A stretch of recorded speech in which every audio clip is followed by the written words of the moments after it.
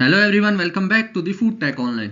आज हम कवर करने वाले हैं आपके नवंबर मंथ 2024 के अंदर फूड इंडस्ट्री के अंदर जो जो इम्पोर्टेंट इवेंट्स हुए, इम्पोर्टेंट इन्वेस्टमेंट्स हुई, कौन कौन सी बड़ी कंपनीज थी जिन्होंने अपने इम्पोर्टेंट डिसीजंस दिए जो कि इंडस्ट्री को में एक चेंज ला सकते हैं आने वाले टाइम में। तो इस सब से रिलेटेड जो भी करंट न्यूज़ आई थी नवंबर मंथ के अंदर, उन सब न्यूज़ को हम कवर करने वाले हैं आज के इस सेशन के अंदर। इससे पहले हमने FSSAI ने जो इम्पोर्टेंट डिसीजंस लिए थे फूड इंडस्ट्री से लेके, और उसके साथ साथ जो स्टेट की अलग अलग स्टेट्स के अंदर जो इम्पोर्टेंट फूड से रिलेटेड न्यूज़ थी नवंबर मंथ के अंदर, उनको भी सेशंस में कवर किया है। तो आपने अगर वह सेशंस नहीं देखे तो उन्हें भी आप देख सकते हैं। तो चलिए शुरू करते हैं आज के इस सेशन को। तो जो पहली न्यूज़ हमारी हमें देखने को मिल रही है वो देखने को मिल रही है बीकाजी फूड जो कंपनी है, जो कि मेनली हमारे स्नैक्स में डील करती है। हमने बहुत सारे इसके फेमस एड्स देखे होंगे, उसके अलावा कई बार इसके प्रोडक्ट्स कंज्यूम किए होंगे, जिनके मेन प्रोडक्ट्स में आपको देखने को मिलते हैं बीकाजी भुजिया, बीकाजी जो नमकीन मिक्सचर्स होते हैं कच और जो सोया स्टिक्स और वगैरह ये प्रोड्यूस करते हैं। तो जो बीकाजी कंपनी है उसने 53% स्टेक्स ले लिए हैं हेजलनट फैक्ट्री के अंदर और एक तरह से इसे एक्वायर कर लिया है। ओके, और इसके लिए इन्होंने 131 करोड़ रुपीस पे किए हैं। हेजलनट फैक्ट्री दरअसल एक लखनऊ बेस्ड रेस्टोरेंट चेन है जो कि अपने आर्टिसनल स्वीट्स के लिए जानी जाती है। आर्टिसनल स्वीट्स का मतलब आपको पता ही होगा कि जो ट्रेडिशनल इंडियन स्वीट्स हैं उनमें थोड़ा क्राफ्टिंग करके उनकी अपीयरेंस को बेहतर बना के उनकी जो हम कह सकते हैं एक तरह से उनको एक नया लुक, मॉडर्न लुक प्रोवाइड करके उसे सेल करना, तो उसके ऊपर जो क्राफ्टिंग होती है इस तरह के स्वीट्स को हम कहते हैं आर्टिसनल स्वीट, जिनमें आर्ट की मदद से थोड़ी क्राफ्टिंग की जाती है उनकी अपीयरेंस में, उनके टेक्सचर वगैरह में। ओके, तो अगर हम बात करें तो बीका जी के बारे में हम देखें तो आपने एक ग्रुप का नाम सुना होगा, हल्दीराम ग्रुप।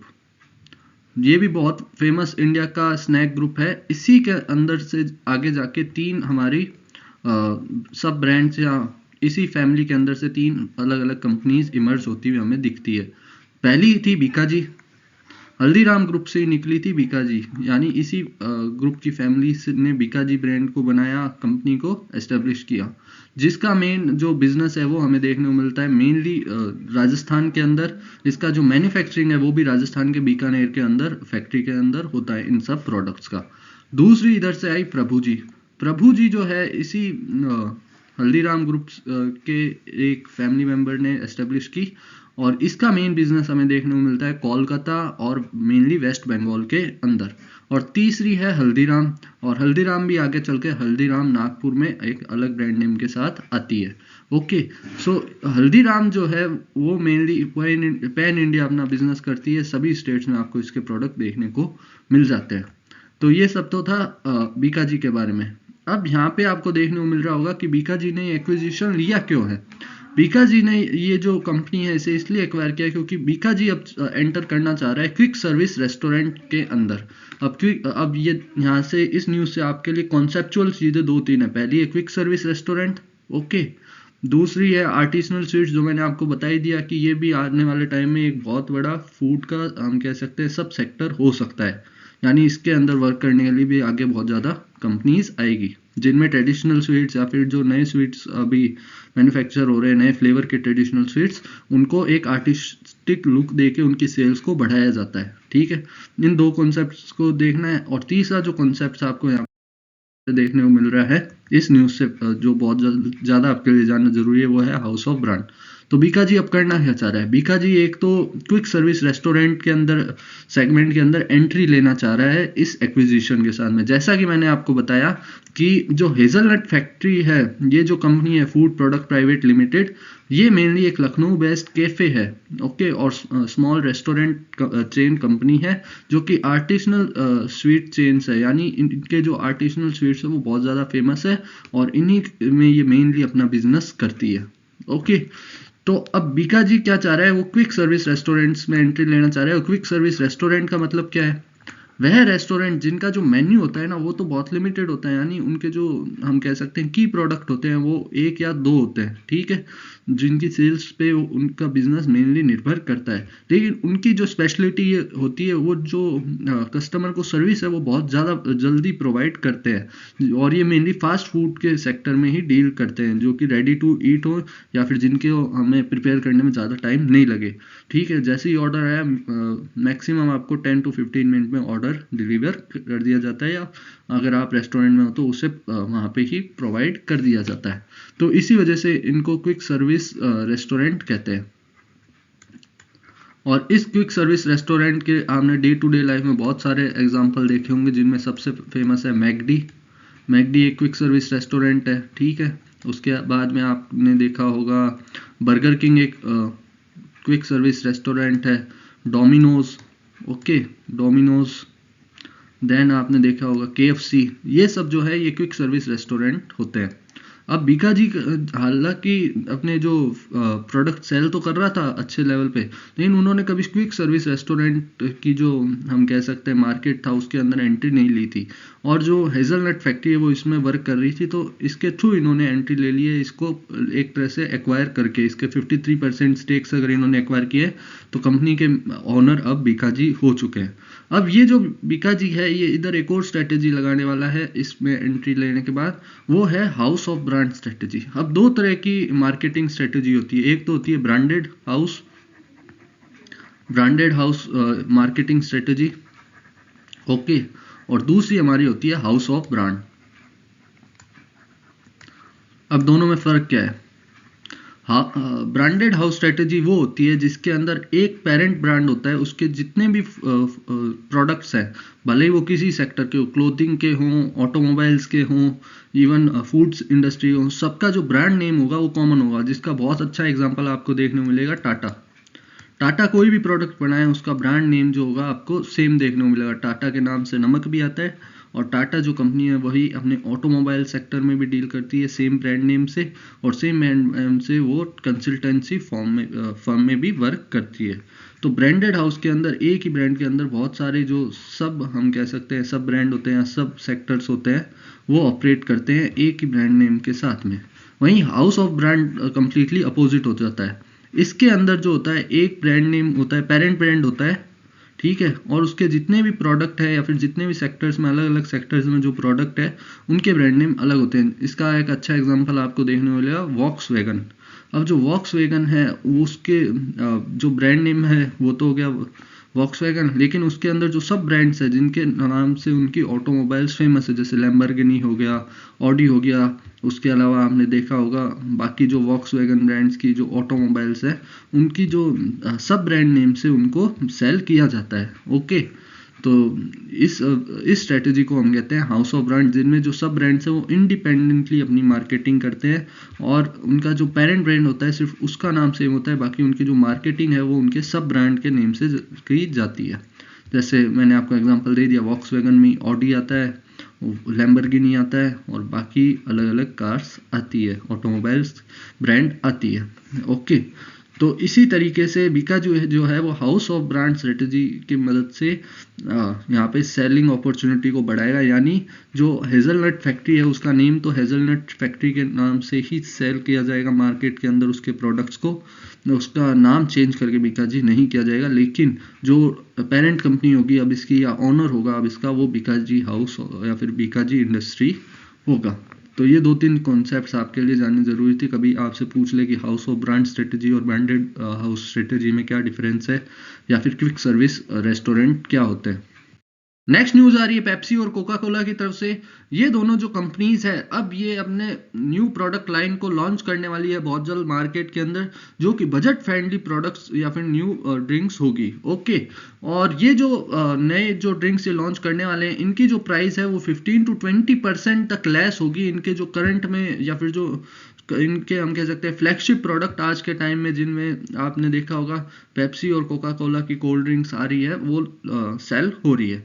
अब इसके पीछे का जो मेजर रीजन है वो ये है कि रिलायंस ने इनको दे दिया एक बहुत ही टफ प्राइस कंपटीशन, यानी कि रिलायंस की जो कैंपा है, रिलायंस इंडस्ट्रीज ने जो कैंपा नाम से अपनी सॉफ्ट ड्रिंक्स को लॉन्च किया था, उनकी जो प्राइसिंग है वो बहुत कम रखी गई है, जिसकी वजह से इनके मार्केट पे बहुत बड़ा थ्रेट आ चुका है पेप्सी और कोका कोला के ऊपर। अब इसका मेन रीज़न क्या है, क्यों रिलायंस ने इतनी कम मार्केट प्राइस रखी है और किस तरीके से ये कंपनीज इसको एक तरह से चैलेंज कर रही है और अपना जो मार्केट शेयर है उसे बनाए रखने की कोशिश कर रही है। चलिए उसे डिटेल में जानते हैं। अब जैसा कि यहाँ पे लिखा हुआ है कि इन्होंने अब डिसाइड तो कर लिया है पेप्सिको और कोका कोला ने कि बजट फ्रेंडली ब्रिवरेजेस लॉन्च करेंगे जिनकी प्राइस 15 to 20% लेस होगी, और उसका मेन एम होगा जो हमारे लोकल मार्केट्स है या फिर जो इंडिया के Tier 3 सिटीज़ है या फिर विलेजेस हैं जहाँ पे जो हम कह सकते हैं परचेजिंग पावर इतनी ज़्यादा नहीं है, वहाँ पे भी ये अपनी ऑडियंस को अपना प्रोडक्ट अच्छे से सेल कर पाए, वाइडर ऑडियंस को ये केटर कर पाए। क्योंकि अगर उस ऑडियंस को सेम क्वालिटी का प्रोडक्ट कम प्राइस में मिलेगा कैंपा के द्वारा, तो वो क्यों पेप्सी और कोका कोला की तरफ जाएंगे। ठीक है, इसीलिए इन्होंने कहा है कि अब हम नई प्रोडक्ट लाइन शुरू कर देंगे, नए तरीके नई ड्रिंक्स लॉन्च करेंगे कुछ आने वाले टाइम में मार्केट के अंदर। अब देखो यहाँ पे अगर हम बात करें तो इसका हमारी फूड इंडस्ट्री पे क्या इम्पैक्ट होगा। अब इधर दो चीज़ें हो सकती है, एक तो जो कोका कोला और जो पेप्सिको है उनके नए प्रोडक्ट इनके मार्केट शेयर को बनाए रखें और अभी जो मार्केट में कंडीशन है वही चलती रही कि कैंपा भी ग्रो हो रहा है, लेकिन इनका जो क्योंकि ये ओल्ड ब्रांड्स है तो इनका जो स्टेक है उसमें भी बहुत ज़्यादा ड्रास्टिकल चेंज नहीं आ रहा।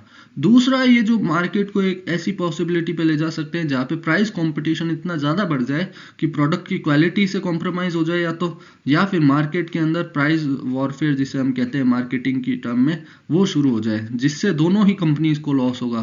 क्यों चाहे वो पेप्सी को हो, कोका कोला हो या फिर हमारी रिलायंस हो, तो दोनों साइड्स को ही जिसमें बहुत ज़्यादा लॉस हो सकता है और कंज्यूमर को क्वालिटी के साथ बहुत ज़्यादा कॉम्प्रोमाइज़ भी करना पड़ सकता है। ठीक है, तो इन दो पॉसिबिलिटीज के अंदर ये जो स्टेप है ये जा सकता है। अब अगर हम बात करें तो यहाँ पे दोनों कंपनीज की तरफ से जो स्टेटमेंट आए हैं वो बता रखे हैं। रिलायंस की प्राइसिंग स्ट्रेटजी की बात करें कि रिलायंस क्यों इतने कम प्राइस पे ये प्रोडक्ट सेल कर पा रहा है, जबकि जो पेप्सिको और कोका कोला जो इतने पुराने ब्रांड है वो भी ऐसा प्राइस ऑफर नहीं कर पा रहे हैं। उसके पीछे दो मेजर रीजंस है। एक तो जो रिलायंस है उसका डिस्ट्रीब्यूशन नेटवर्क बहुत बड़ा है पूरे इंडिया के अंदर। आप सबको पता है कि आज के टाइम में हर Tier 3 सिटी के अंदर भी आपको बहुत सारे रिलायंस स्टोर्स देखने को मिल जाएंगे। तो इन्होंने अपना जो नेटवर्क है वो बहुत ज़्यादा बढ़ा चुके हैं डिस्ट्रीब्यूशन का। दूसरा, जो रिलायंस हर इंडस्ट्री में जब भी एंटर करता है वो करता है कि जो वहाँ के जो अपने रिटेलर्स हैं उनको बहुत ज़्यादा मार्जिन प्रोवाइड करता है, एक तरह से बहुत ज़्यादा इन्वेस्टमेंट करता है। जैसे उसने जियो के केस में भी किया था कि लगभग 1 साल के लिए या उससे ज़्यादा के लिए सबको नेटवर्क फ्री दिया था, और जब उसका जो कस्टमर बेस बहुत ज़्यादा बढ़ गया था तो रिलायंस ने फिर चार्जेस लेने लग गया, और आज के टाइम में इंटरनेट चार्जेस वो सबसे अच्छे ले रहा है। मतलब 300 के आसपास में वो 1 GB नेट प्रोवाइड कर रहा है फॉर 1 मंथ। ओके, सो यही चीज़ इसने यहाँ पे लगाई है कि एक बार इसने क्या है खुद से इन्वेस्टमेंट किया रिलायंस इंडस्ट्रीज ने, और जब तक इसको लगेगा कि कंपटीशन है मार्केट के अंदर तब तक ये इन्वेस्ट करता रहेगा। ठीक है, और इसी एग्रेसिव प्राइसिंग के कारण जो कैंपा है उसके जो प्राइजेस है वो बहुत ज़्यादा लो है प्रोडक्ट के, मार्केट के अंदर अच्छी क्वालिटी में भी प्रोवाइड कर रहे हैं। ठीक है, और जो ये कंपनी है ये अपने रिटेलर्स हैं, जो शॉपकीपर्स हैं या फिर ट्रेडिंग में जो इनके फूड प्रोडक्ट को सेल करने में जो मिडल मैन है उन सबको अच्छा खासा मार्जिन भी प्रोवाइड कर रहे हैं। ठीक है, अब इसके रेस्पॉन्स में पेप्सिको के जो हमारे रवि जयपुरिया हैं जो कि चेयरमैन है वरुणा ब्रिवरेज, जो कि पेप्सिको की बॉटलिंग पार्टनर है इंडिया के अंदर, उन्होंने कहा है कि इस सब को देखते हुए अब पेप्सिको भी एक बी सेगमेंट यानी सेम ब्रांड की एक तरह से बी सेगमेंट हम कह सकते हैं लो प्राइस पे मिलने वाले नई प्रोडक्ट लाइन जिसका नेम भी अलग होगा, ठीक है, वो लॉन्च करने वाला है पेप्सी, और कैंपा को हम कह सकते हैं प्राइसिंग स्ट्रेटजी को चैलेंज करने की कोशिश करने वाला है। और सेम रिस्पॉन्स आ रहा है हमारा कोका कोला जो कंपनी है उसकी तरफ से भी। अब नई जो न्यूज़ आ रही है वो आ रही है स्विगी की तरफ से, जिसने एक नया इनिशिएटिव लिया है अपनी कंपनी के अंदर। आप सबको पता होगा, हमने जो एफएसएसएआई की न्यूज़ थी नवंबर मंथ की, उसमें कवर किया था कि एफएसएसएआई ने नॉर्म पास कर दिया है कि जो स्विगी और बाकी हमारे फूड प्रोडक्ट डिलीवरी चेन्स है या कंपनीज हैं, उनके ऊपर बहुत ज़्यादा अब सर्विलेंस की जाए कि उनकी वेयर हाउस कंडीशंस कैसी है, वो प्रॉपर हाइजीन मेंटेन कर रहे हैं या नहीं कर रहे। उसको लेके एफएसएसआई की मीटिंग में ये डिसीजन पास हुआ था कि इनकी सर्विलेंस बहुत ज़्यादा बढ़ा दी जाए। ठीक है। तो अब इसको देखते हुए स्विगी ने भी एक अपना, हम कह सकते हैं, प्रोटेक्टिव मेजर लिया। स्विगी ने लॉन्च कर दिया है स्विगी सील। अब स्विगी सील क्या है या सील बैच क्या है स्विगी का, वो समझते हैं।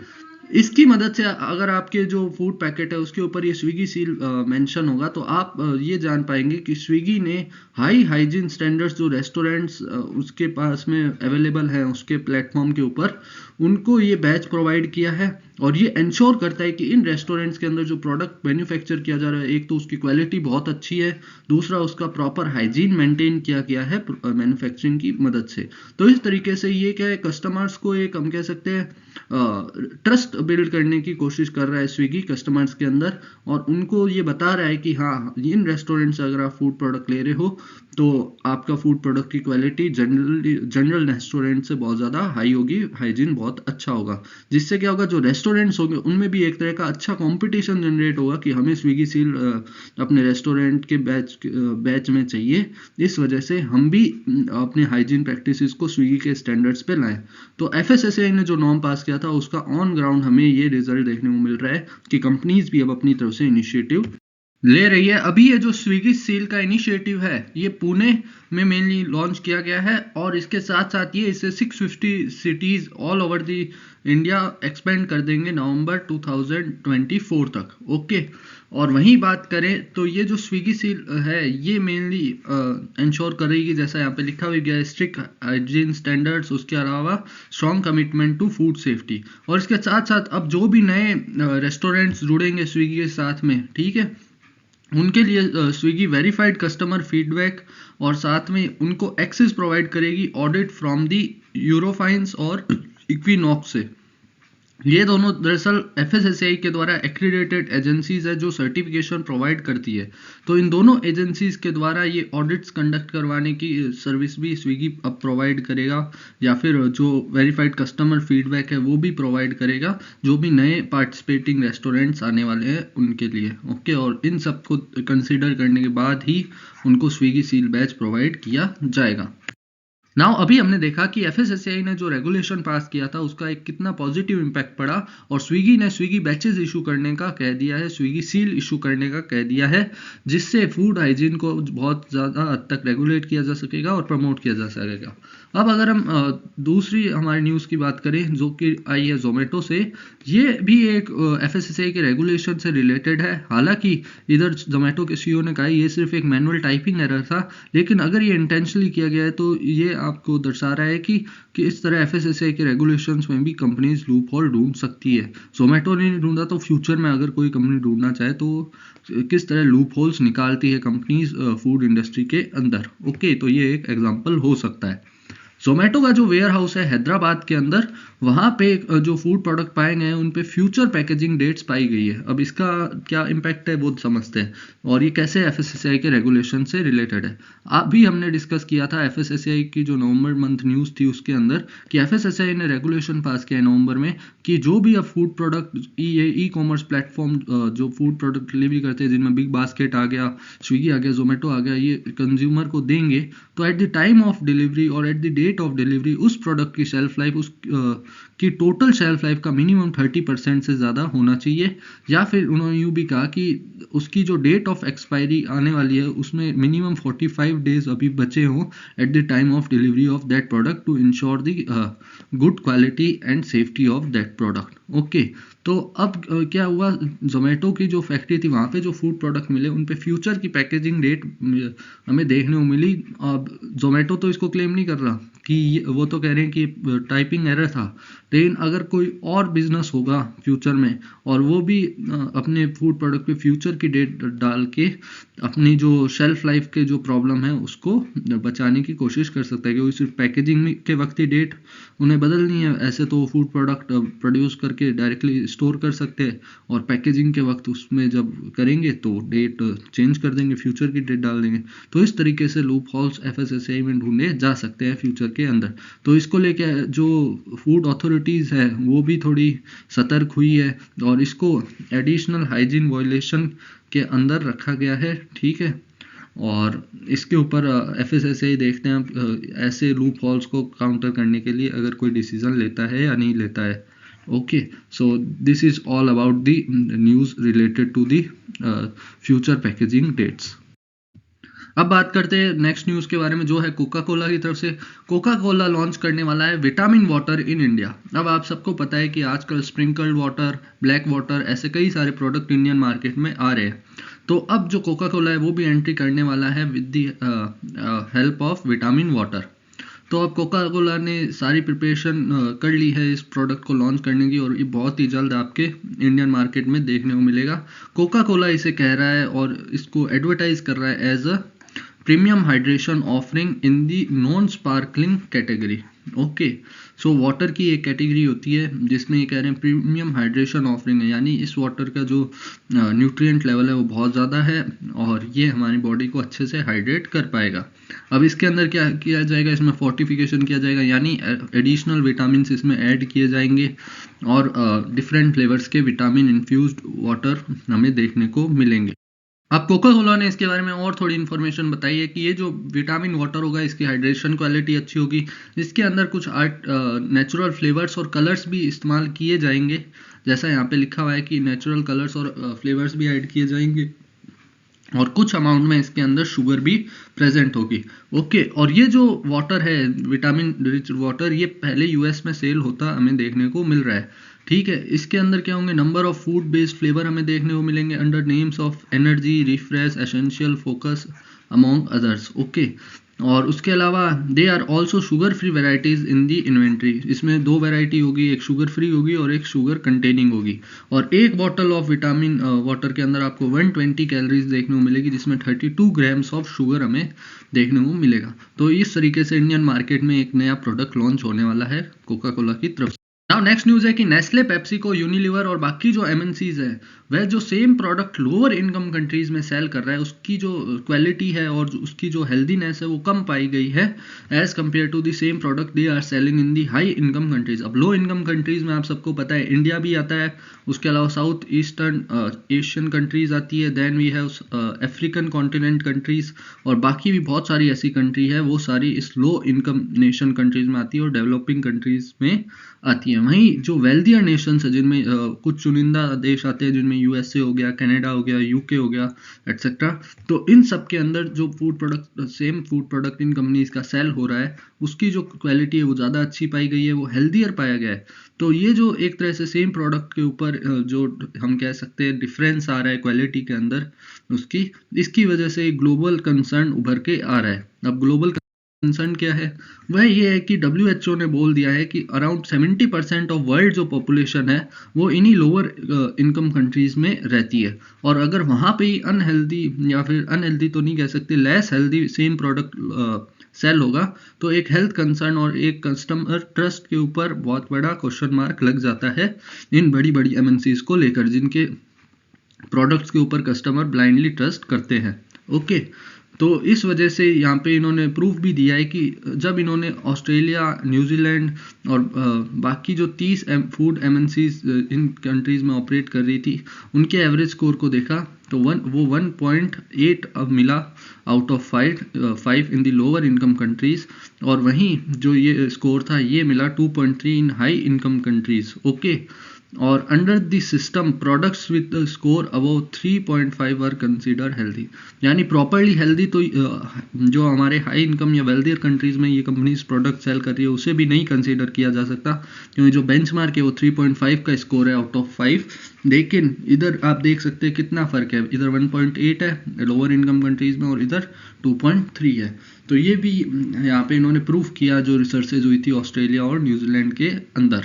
ओके, तो इस वजह से अब ये जो कंपनीज है इनके ऊपर अपने प्रोडक्ट की क्वालिटी को इम्प्रूव करने के लिए बहुत बड़ा एक तरह से चैलेंज आ चुका है ये न्यूज़ बाहर आने के बाद से।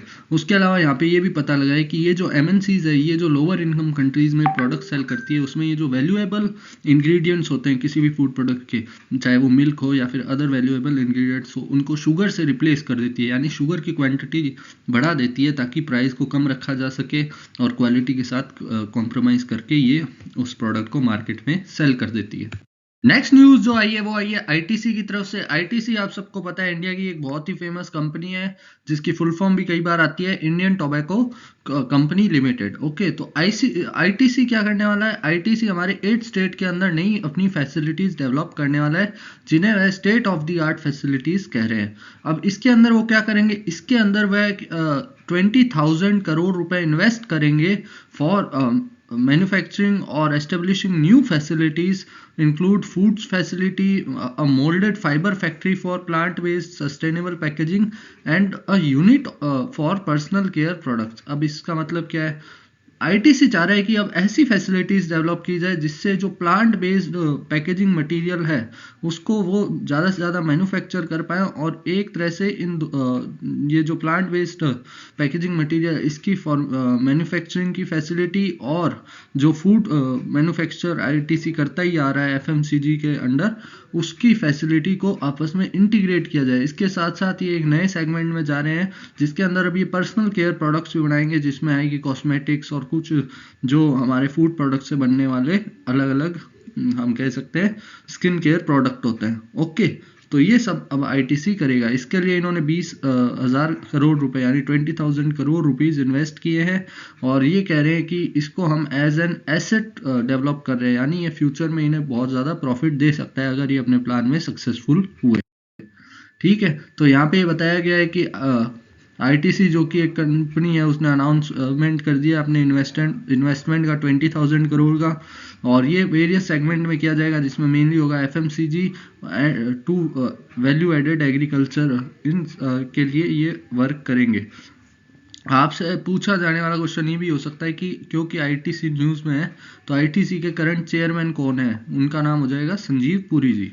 ओके, उसके अलावा बात करें तो यहाँ पे ITC ने जो मैंने आपको बात बताई कि इसे एज एन एसेट इन्वेस्ट कर रहे हैं और ये चाहेंगे कि जो सस्टेनेबल पैकेजिंग मटेरियल फैसिलिटी है और पर्सनल केयर प्रोडक्ट्स जो ये डेवलप करते हैं ये सब ये अपनी FMCG फैसिलिटीज़ के साथ इंटीग्रेट करें और अलग अलग स्टेट्स में इन फैसिलिटीज़ को ज़्यादा से ज़्यादा बढ़ाएं।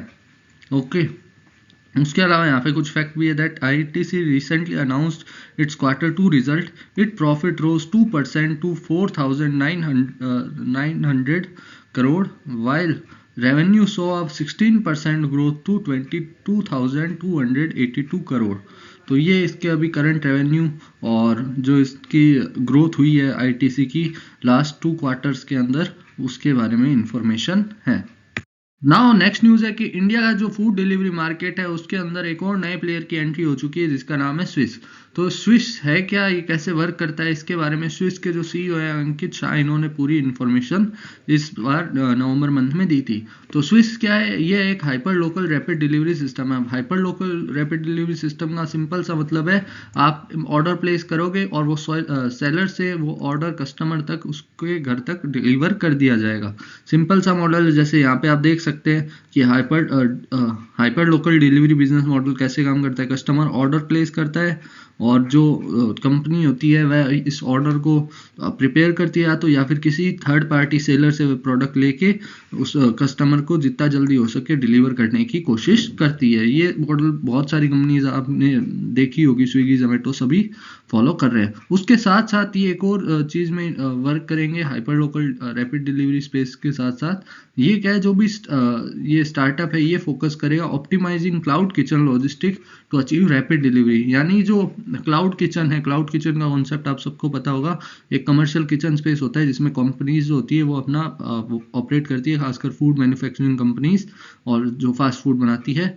और ये क्या करेंगे, ये उस क्लाउड किचन से कस्टमर तक जो भी हमारा फूड प्रोडक्ट है उसे डिलीवर करने में लॉजिस्टिक्स लगते हैं, जो भी सहायता लगती है, उस सब को टेक्नोलॉजी की मदद से एडवांस करेंगे और उस एडवांसमेंट के कारण जो डिलीवरी होगी उसका ये टाइम बहुत कम करने का टारगेट लेके चल रहे हैं। ये इन्होंने क्लेम किया है कि 10 मिनट्स के अंदर बेंगलुरु के अंदर ये जो स्टार्टअप बेस्ड है स्विश, ये कह रहा है कि हम गारंटी लेते हैं कि आपके हॉट मील को आप तक पहुंचा दिया जाएगा with in 10 minutes of order. Okay, और ये सब करने में इनकी मदद करेंगे ये जो डिफरेंट टाइप ऑफ टेक्नोलॉजी का इस्तेमाल करेंगे अपनी डिलीवरी प्रोसेस के अंदर और उसे कंट्रोल करने के अंदर। इसी कारण इन्होंने अभी फंडिंग भी उठा ली है स्विस ने, और $2 मिलियन की इनको अभी फंडिंग मिल चुकी है अपने प्रोजेक्ट को बढ़ाने के लिए, अपने जो भी ऑपरेशंस है उनको बेंगलुरु और बाकी सिटीज़ में एक्सपेंड करने के लिए। नेक्स्ट इसी में बताया गया है कि 3 क्लिक सिस्टम पे वर्क करेंगे, यानी आपको 3 क्लिक में अपना ऑर्डर प्लेस करना है और 600 सेकेंड्स के अंदर आपका ऑर्डर प्रिपेयर हो जाएगा, और अगर फ्रेश फूड वगैरह है तो वो आपको डोर स्टेप पे डिलीवर भी कर दिए जाएंगे। तो ये था स्विस के बारे में। इसके बारे में और इन्फॉर्मेशन ये है कि जो आइडिया था स्विस के बिहाइंड, वो उनके जो CEO हैं, उनका नाम अभी हमने आपको बताया भी था, उन्होंने कहा है कि क्विक कॉमर्स को इनको प्रमोट करना है, ठीक है, और 30 to 60 मिनट्स टाइमलाइन के अंदर ये जो फूड डिलीवरी का नॉर्म्स था इसको ये और भी ज़्यादा चेंज करके 10 मिनट्स तक लाने की कोशिश करेंगे, जिसे ये कह रहे हैं ultra fast food delivery services. Okay, तो ये सब था स्विस के बारे में। सो this is all about today. I hope this session will be helpful for you. आज हमने कई सारी फूड सेक्टर से रिलेटेड न्यूज़ देखी और उसमें कई कॉन्सेप्ट्स भी थे जो इंडस्ट्री में यूज़ होते हैं लेकिन आपके एकेडमिक्स में इतने आपको नहीं पढ़ाए जाते हैं या बताए जाते हैं, ठीक है। तो उसके बारे में भी हमने by the business point of view देखा। So thank you for listening and we will meet in next session and best of luck for your examination.